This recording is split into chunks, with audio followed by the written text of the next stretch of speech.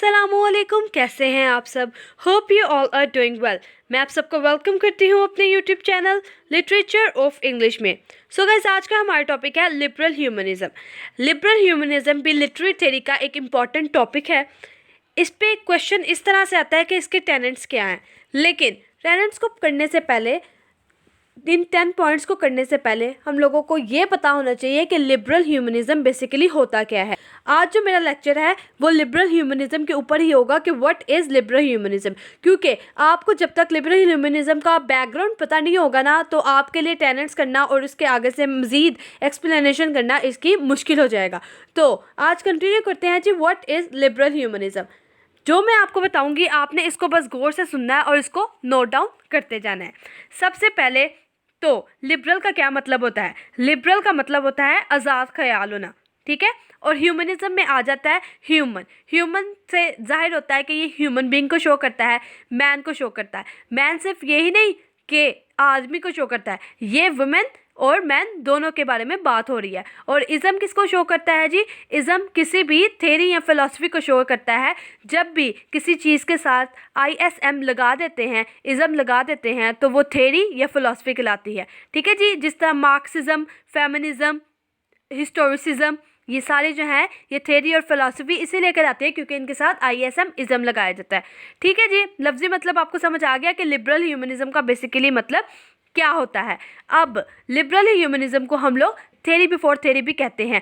अब theory before theory इसको क्यों कहते हैं वो मैं आगे चल के आपको बताऊंगी, लेकिन पहले मैं आपको ये बता दूं कि लिबरल ह्यूमनिज्म की थ्योरी में क्या क्या मेन बातें बताई जाएंगी, ठीक है, कि लिबरल ह्यूमनिज्म होता क्या है। इसमें क्या किया जाता है, ये स्टडी ऑफ ह्यूमन बीइंग है इन अ लिबरल वे। मतलब किस तरह से लिबरल वे में, क्योंकि खाली अगर ह्यूमनिज्म के बारे में स्टडी होती तो हम कहते हैं कि ये थ्योरी है जिसमें ह्यूमन बीइंग की बात हो रही है, लेकिन ये लिबरल ह्यूमनिज्म है, मतलब लिबरल होके ह्यूमन बीइंग के बारे में बात करना। उसके बाद ये थ्योरी क्या क्या बताती है जी, ये ह्यूमन बीइंग की लिबर्टी को शो करती है, उसकी फ्रीडम को बताती है, मैन के इंडिपेंडेंस को बताती है, मैन की हैप्पीनेस को बताती है, ठीक है जी। उसके बाद ये मेन इसका कंसर्न जो होता है वो होता है जी मैन, कि मैन को सेंट्रल कंसर्न किया जाता है, मैन को कैपेबल समझा जाता है हर चीज़ के, कि मैन ही इंपॉर्टेंट है फॉर एवरीथिंग। उसके बाद इस थ्योरी के अंदर हम लोगों को क्या देखने को मिलेगा कि ये जो है ना थ्योरी लिबरल ह्यूमनिज्म, ये रिजेक्ट करती है सुपरनेचुरल एलिमेंट्स को, कि कहती है कि कोई भी सुपरनेचुरल एलिमेंट्स नहीं यूज़ होना चाहिए, मतलब कि गोस्ट वगैरह का इस्तेमाल नहीं होना चाहिए। ये सिर्फ रीज़न पर बेस करती है लिबरल ह्यूमनिज्म की थ्योरी जो है। नेक्स्ट जो मेन पॉइंट आता है वो ये है कि religion is not important in liberal humanism. वो लोग रिलीजन को इंपॉर्टेंस नहीं देते, वो कहते हैं कि मैन ही सब कुछ है, मैन की ही इंपॉर्टेंस होनी चाहिए। Man is necessary for universe and universe is not necessary for man, के दुनिया में जो ज़िंदगी है वो इंसान के बगैर नहीं हो सकती। ये मेन बात थी इनकी लिबरल ह्यूमनिज्म के, ठीक है जी। क्या क्या मेन पॉइंट्स है जी, कि ये लिबरल तरीके से ह्यूमन बीइंग को स्टडी करती है, उसके बाद लिबर्टी को बताती है, फ्रीडम को, हैप्पीनेस एंड इंडिपेंडेंस को शो करती है। उसके बाद ये रिजेक्शन है सुपरनेचुरल एलिमेंट्स की, ये रिजेक्शन है रिलीजन की, के रिलीजन इज़ नॉट इम्पॉर्टेंट, और ये बताती है कि man is the central concern in universe. Okay, next अब मैं बताती हूँ आपको कि इसको थ्योरी बिफोर थ्योरी क्यों कहा जाता है, क्योंकि ये फर्स्टली आई थी, ये फर्स्ट थ्योरी थी, सबसे पहली थ्योरी थी हमारी लिटरेरी थ्योरी के अंदर, लेकिन बेस इसके जो कॉन्सेप्ट्स थे ना वो स्ट्रॉन्ग नहीं थे। क्यों स्ट्रॉन्ग नहीं थे, क्योंकि ये सबसे पहले थ्योरी थी, बस उन्होंने एक कॉन्सेप्ट दिया था चीज़ों को एक्सप्लेन करने के लिए। और इस थ्योरी में थ्रू आउट किसकी लिबरेशन की बात हुई है, फ्रीडम की बात हुई है, हैप्पीनेस की बात हुई है, लिबर्टी की बात हुई है, इंसान के, आदमी के, मैन के, ठीक है जी। थ्योरी बिफोर थ्योरी किस लिए कहा जाता है इसको, क्योंकि ये फर्स्ट थ्योरी थी, बट इसके जो कॉन्सेप्ट थे वो इतने ज़्यादा स्ट्रॉन्ग नहीं थे, इस पर आगे जाके बहुत ज़्यादा आर्गूमेंट्स वगैरह आए थे। नेक्स्ट आ जाते हैं जी कि लिबरल ह्यूमनिज्म कहाँ से स्टार्ट हुई, उसका ओरिजिन क्या था और क्या मेन मकसद था लिबरल ह्यूमनिज्म के लिखने का।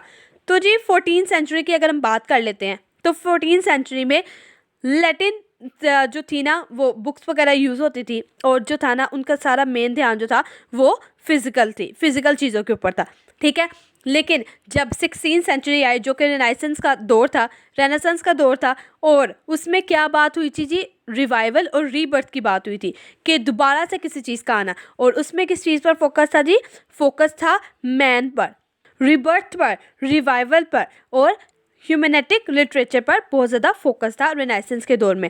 और जो अगली बात थी उसके बाद क्या चीज़ शुरू होगी जी, साइंटिफिक डिस्कवरी शुरू होगी। साइंटिफिक डिस्कवरी में अब एग्जांपल्स आपको मिल जाती हैं जी कोलंबस की। कोलंबस ने अमेरिका डिस्कवर कर लिया। वास्को ड गामा की हम लोगों को एग्जांपल मिल जाती है। और इसी तरह से बहुत सारे एग्जांपल्स हैं कि बहुत लोगों ने काफ़ी तरक्की कर ली थी साइंटिफिक डिस्कवरी के आने के बाद।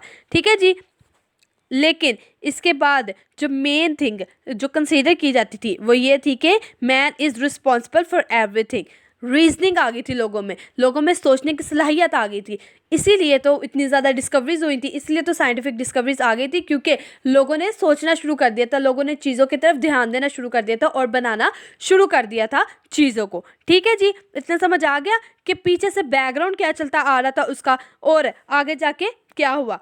पहले जो कंसीडर किया जाता ना वेस्ट को, वो ये कंसीडर किया जाता था कि वेस्ट जो है वो रिलीजियस सेंटर्ड है। बट जब रीज़न आई, ठीक है, तो लोगों के माइंड चेंज हो गए और रीज़न ने रिलीजन को रिप्लेस कर दिया। इसी तरह जब मैथ्यू ऑर्लैंड आया था उसने क्या बात की जी, रिलीजन को रिप्लेस कर दिया और कहा कि रिलीजन को किस चीज़ से रिप्लेस करना चाहिए, लिटरेचर से, क्योंकि लिटरेचर भी हम लोगों को सोच और फहम की सलाहियत देता है, हम लोगों को सोचने के बारे में मौका देता है, रीजनिंग पावर देता है हम लोगों को लिटरेचर जो होता है। ठीक है, तो ये सारी बातें थी। नेक्स्ट इसमें जो लोगों के अंदर ज़्यादा रिलीजन से दूर होने की मेन पर्पस, जो मेन वजह आई थी वो ये थी कि वर्ल्ड वार 1 और वर्ल्ड वार 2 के जितने भी साइड इफ़ेक्ट्स थे कि लोग जो थे एक खुदा को मानने से यकीन ही उनका उठ गया था और लोग एथिस्ट हो गए थे।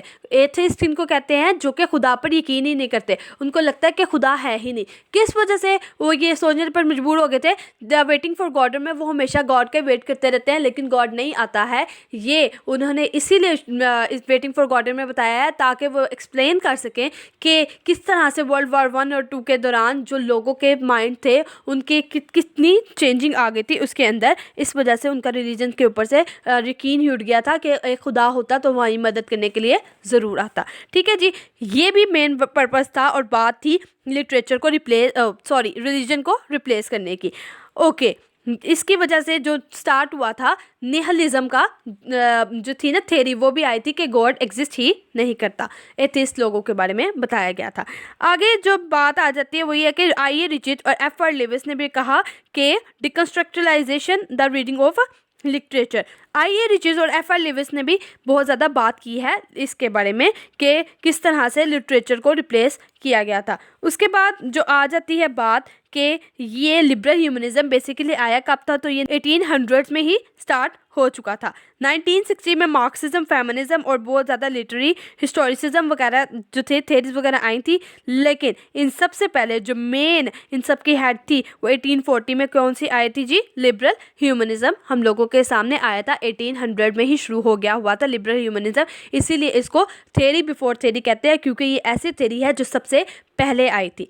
ठीक है, ये सारी इसका क्रक्स था, जो मेन इसका बैकग्राउंड था। जब आपको ये क्लियर हो जाएगा ना कि किस तरह से लिबरल ह्यूमनिज्म आया, तो आपके लिए क्वेश्चन को अटेम्प्ट करना बहुत आसान हो जाएगा। इंशाल्लाह आपसे मुलाकात होगी नेक्स्ट लेक्चर में, उसमें मैं आपको समझाऊंगी कि लिबरल ह्यूमनिज्म के टेनेट्स क्या हैं। ठीक है जी, होप्स हो कि आपको आज का लेक्चर समझ आ गया होगा। Thank you so much.